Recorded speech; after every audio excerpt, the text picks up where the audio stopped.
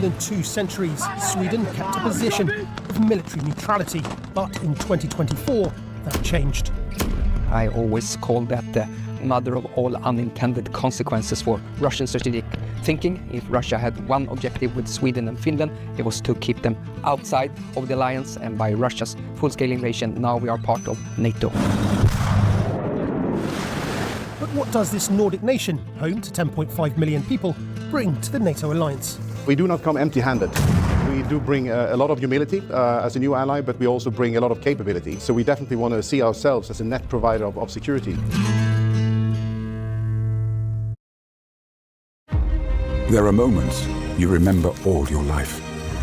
The time. NATO is getting bigger at a time when its future is in doubt. The threat is present, and that's why we're preparing. Tanks on the charge in territory once claimed by Russia. As Sweden joins NATO troops for the first time, Donald Trump is sowing the seeds of doubt. The Americans are But they're questioning NATO now more than ever, aren't they? They are. NATO soldiers say they can defend against any invasion along Europe's eastern front. Are you ready to fight for Latvia, to fight for NATO? Yes, I'm ready. But citizens are worried about a future conflict and who will help them. Do you believe that NATO and your allies would protect you? I hope so. Can NATO and Europe survive the Trump and Putin bromance, or is history set to repeat itself? You're a NATO country that's committed to buying 88 F-35 fighter jets worth billions of dollars. Everything's been planned out. Your allies have given the green light. The American contractor is ready to go. Then suddenly a Nordic nation that just joined NATO steps in not just with an offer to sell aircraft, but with a deal that could completely reshape North American defense. That's exactly what's happening with Canada right now. Sweden just made a proposal that's got Washington rattled Ottawa reconsidering, and defense experts worldwide paying attention. This isn't just about buying planes. This is a story about sovereignty, about alliances, about whether a small to medium-sized nation can challenge technological dominance from a superpower. The biggest question is, will Canada take the safe route with America, or open a new chapter with a partner from Stockholm? So what exactly did Sweden propose that's causing such a shockwave? Let's get one thing straight. This isn't your typical aircraft purchase deal. Saab Sweden's manufacturer of the Gripen fighter jet doesn't just want to sell planes to Canada. They're proposing to manufacture the Gripen E right there in Canada. The entire assembly line maintenance and upgrades would be in Canadian hands. No need to ask Washington for permission. No need to wait for parts from Texas. No need to worry about supply cuts if diplomatic relations take a turn. But there's more. Saab is also proposing to manufacture the Global Eye aircraft in Canada, a modern surveillance and reconnaissance system that many experts say is an indispensable tool in the increasingly tense Arctic environment. If this deal goes through, Canada would become the manufacturing and maintenance hub for Gripen across the entire Western Hemisphere. The job numbers: 12,600 new jobs, 9,000 from the Gripen program, 3,600 from Global Eye. These are high-tech positions, stable salaries, and most importantly, they're not dependent on decisions from foreign countries.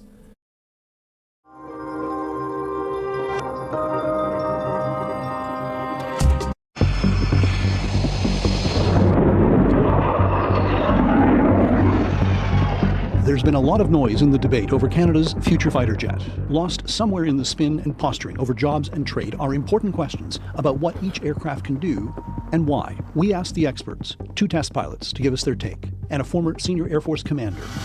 The F-35 is, hands down, the warplane Canada's Air Force wants. Is it fun to fly? Yeah, it's a data-gathering spaceship. It goes 1.6 times the speed of sound. It pulls 9G, and it slows down and can spiral around down like you see in an air show. You're absolutely King Kong in an F-35. Tell me what it's like to fly this plane. Sweet. It really carves through the sky, and it's very tight in the controls, so it feels like you are flying. It doesn't feel like you're in an aircraft that's flying. It feels like you are flying. The first distinction between the two planes. Think of the F-35 as a supercomputer with wings, gathering battlefield information and sharing it securely. I'm going to make the contrast between you dialing in on your hotel Wi-Fi, open Wi-Fi that can be hacked, versus dialing in on a VPN system where you cannot be hacked. And the comparison is going to be that an F-35 has the equivalent of a VPN network to pass information amongst the F-35s from any nation that flies it, versus the open architecture. The F-35 is billed as a 5th generation fighter. A 5th generation means low observability and sensor fusion, 2 major characteristics. I can travel in and get undetected entering enemy airspace, and I can see everything around me. The Gripen is a very different aircraft from nose to tail. Living on Russia's doorstep, Sweden built the Gripen to be tough and flexible. We are under threat the second we take off. Where the F-35 is meant to take the fight to the enemy, the Gripen's strength is defending home skies. One thing that's very important for us is to have a possibility to spread out in the woods and work with a very low logistical footprint. So using few personnel and quickly turn around the aircraft and swap engines fast, get new weapons fast, refuel fast, and then get airborne again. The F-35 requires constant specialized maintenance because of its stealth skin. So how important is stealth? It's not perfectly invisible, but essentially in the air, it effectively is as big as a wiffle ball like this, or even smaller. Even so, both China and Russia have low-frequency radar that can detect stealth aircraft. What's going on, everyone? I'm just a typical, average American here today to react to some very recent news about Greenland.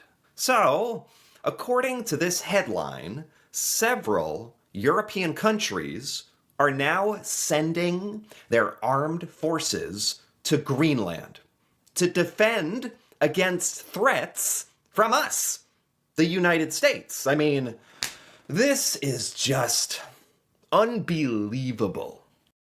This week, we witnessed how Danish diplomacy destroyed Donald Trump's dream of annexing Greenland. Denmark basically said, nope, you will not get Greenland for your 80th birthday and the 250th anniversary of the United States as you plan to do. Denmark is a small nation, and when the President of the United States threatens to use the most potent military in the world against it, well, it's a big deal. And to make matters more complicated, it's not just a malign enemy threatening to conquer lands. It's your best friend and ally who suddenly turned rogue, menacing, and evil. In fact, we in Denmark refer to this crisis as the biggest one since the Nazi occupation in 1940. But this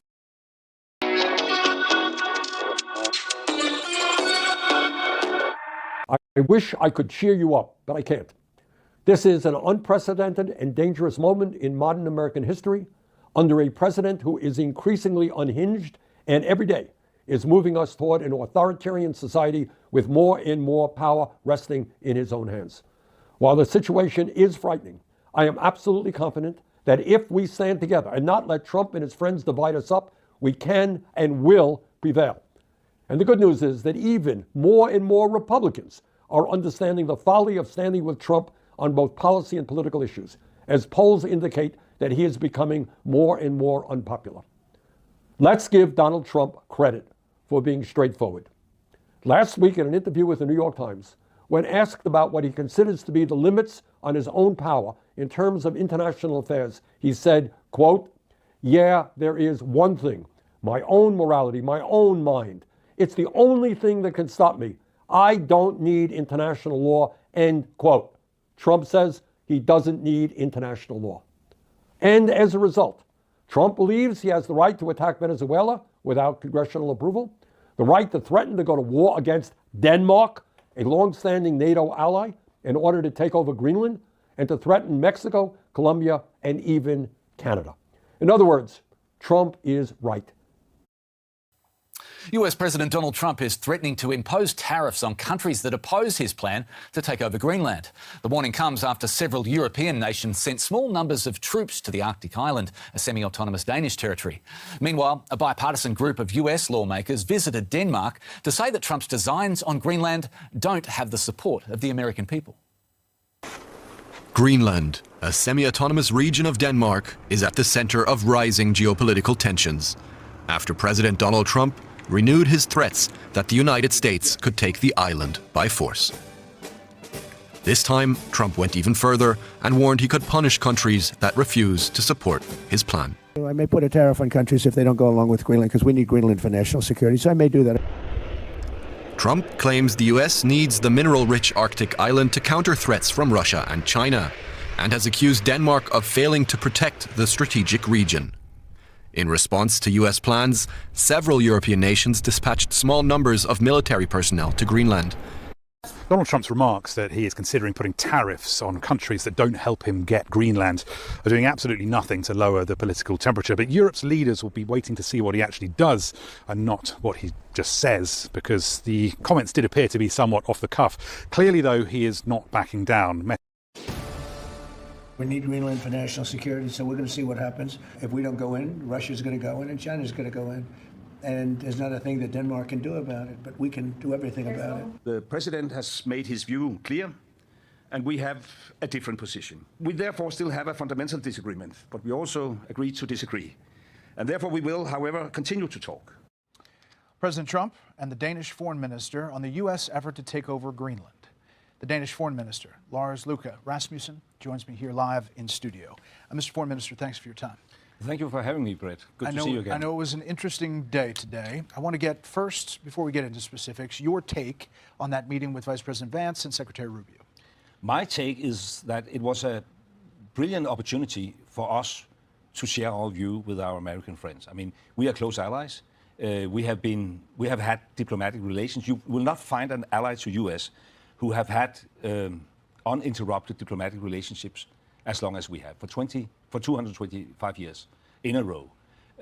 And to some extent, not to some extent, we share, the challenges linked to the situation in the Arctic. We didn't agree that it can only be achieved if U.S. conquer, Greenland. So it was a great opportunity to take this, I wouldn't call it a dialogue, these discussions, which have been in social media and the press for 13 months, into a kind of a formal environment. Get to into the next a more step. formal environment where we could make our points. But let's just quickly, for the people who don't fully understand Yes. what this conversation is about, as we put up the map of Greenland. Denmark and Greenland, your relationship, you spend money there, the people there get funds from Denmark every year. Explain it to folks, what Denmark's relationship to Greenland. I mean, we are the Kingdom of Denmark. We consist of Denmark, the Faroe Islands, and Greenland, and we have a long-lasting relationship for hundreds of years. 17,000 Greenlandic people are living in Denmark. It's 1/3 of the total population in Greenland. More than 1 out of 10 people in Greenland are Danes. So we are totally integrated. We share a history. And last night, the Premier in Greenland made it crystal clear that even though, in a very long-term perspective, and I think that goes for all people across the world, they want some kind of independence. Right now, and for a foreseeable future, they want to be a part of the Kingdom of Denmark. So here's the president's, the Truth Social he put out, NATO, tell Denmark to get them out of here. He's talking about China and Russia. Now, 2 dog sleds won't do it.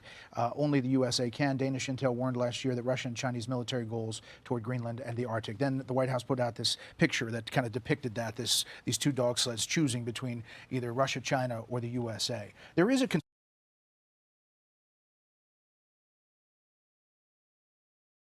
Level up your game nights. Get paid to play games. Go to TeslaUp and choose a... This is Greenland. It's the largest island in the world, but for decades it was overlooked.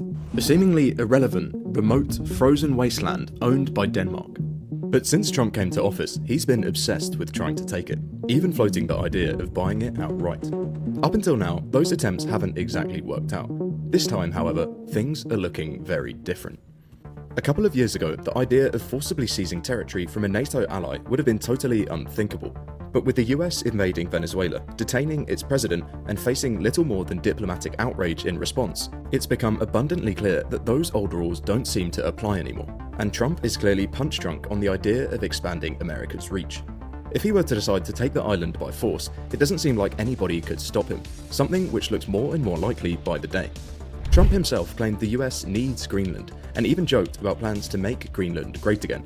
Yet the real reasons for his obsession with the island are far more abrupt. Greenland's location is unique, sitting almost halfway between North America and Europe, and within touching distance of some of the most strategic waters in the world. But the thing is, the US already has military bases here, and if they wanted more, they could probably just ask Denmark and be allowed. Trump's interest comes from something else. Beneath its icy surface lies an abundance of rare earth minerals, and potentially some of the largest oil deposits in the world, with an estimated value of upwards of $4 trillion, around 20% of the entire past production of the United States. Geographic, military, and economic potential have transformed this icy island into one of the biggest geopolitical flashpoints of the last decade. I've lived long enough to recognize certain phrases, words that sound like diplomacy but mean war, words that sound like negotiation but announce conquest, easy way or hard way. When a powerful country says this to a weaker one, the decision has already been made.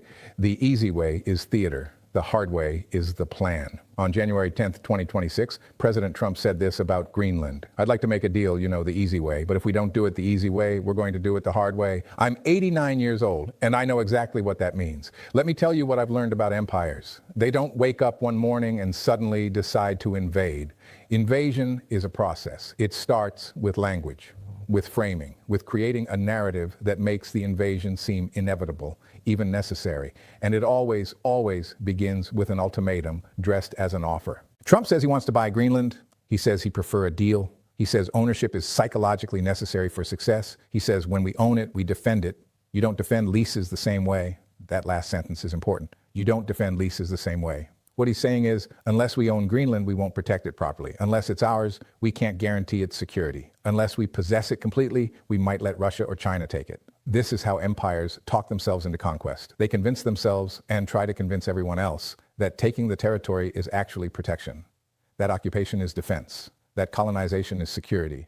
I've heard this language before, throughout my entire life. Different countries, different leaders, different targets, but always the same words. Let me take you back. I was 22 years old in 1959 when Fidel Castro took power in Cuba. The United States didn't like that, so we imposed an embargo. We funded opposition groups. We trained an invasion force, and we told ourselves we were protecting Cuba from communism. In April 1961, I was 24. We invaded at the Bay of Pigs. We told the world we were liberating Cuba. We said the Cuban people wanted us there. We said Castro was a threat. We failed. The invasion collapsed within 3 days. But the language we used to justify it, that didn't go away. That language is still here. Fast forward. October 1983. I'm 46 years old. President Reagan sends troops to Grenada, a tiny Caribbean island most Americans had never heard of. The official reason? Protecting American medical students. The real reason? Grenada's government was moving closer to Cuba, and we didn't like it. Reagan called it a rescue mission. But we invaded a sovereign country, overthrew its government, and installed one we preferred. And we justified it by saying we were protecting Americans, preventing Cuban influence, defending the region. Easy way or hard way language, except Reagan didn't say those exact words. He just acted on them. December 1989, I'm 52. President George H.W. Bush invades Panama. 27,000 American troops. Operation Just Cause. The official reason? Arresting Manuel Noriega on drug charges. The real reason? Noriega had become inconvenient. He knew too much. He wasn't cooperating anymore. Bush said we were restoring democracy, but we invaded a country, killed hundreds of Panamanians, and arrested their leader. We called it law enforcement, but it was conquest. Again, the language, we're not invading, we're liberating, we're not conquering, we're protecting, we're not taking, we're securing. I watched all of this. I was alive for all of it. And every time, the pattern was the same. First, declare the territory strategically important. Second, claim an adversary threatens it. Third, say the current government can't defend it properly. Fourth, offer to help, which really means take over. Fifth, when they refuse, act offended. Sixth, invade, and always, always frame it as their choice. We offered them the easy way. They chose the hard way. Now let's talk about Greenland. Greenland is the world's largest island, 56,000 people, most of them indigenous Inuit. 80% of the land is ice. It's been part of Denmark for 300 years. It has self-government. It controls its own internal affairs. The people have repeatedly said they're not interested in becoming American. Denmark, a NATO ally, a country that has fought alongside the United States in Afghanistan and Iraq, a country we've called a friend for 75 years, has said clearly, Greenland is not for sale. Trump's response? Easy way or hard way? He's already had his officials discuss paying every Greenlander between $10,000 and $100,000 to secede from Denmark and join the United States. That's colonial bribery. That's what empires do when they can't get what they want through legitimate means. They pay people to betray their own country, and when that doesn't work, because it won't work, then comes the hard way. Stephen Miller, Trump's senior advisor, already said it on CNN. Nobody's going to fight the U.S. over Greenland. That's the quiet part said out loud. That's the threat underneath the offer. We can take it if we want to, and nobody can stop us. Denmark's Prime Minister, Mette Frederiksen, responded directly. She said a U.S. attack on Greenland would mean the end of NATO. She's right. If the United States invades the territory of a NATO ally, NATO is finished. Article 5, the Collective Defense Agreement, becomes meaningless. The entire post-World War II security architecture collapses. But Trump doesn't care. Because to him, Greenland isn't about NATO. It's about ownership. Listen to how he talks about it. When we own it, we defend it. Ownership is psychologically necessary, not partnership, not alliance, not cooperation.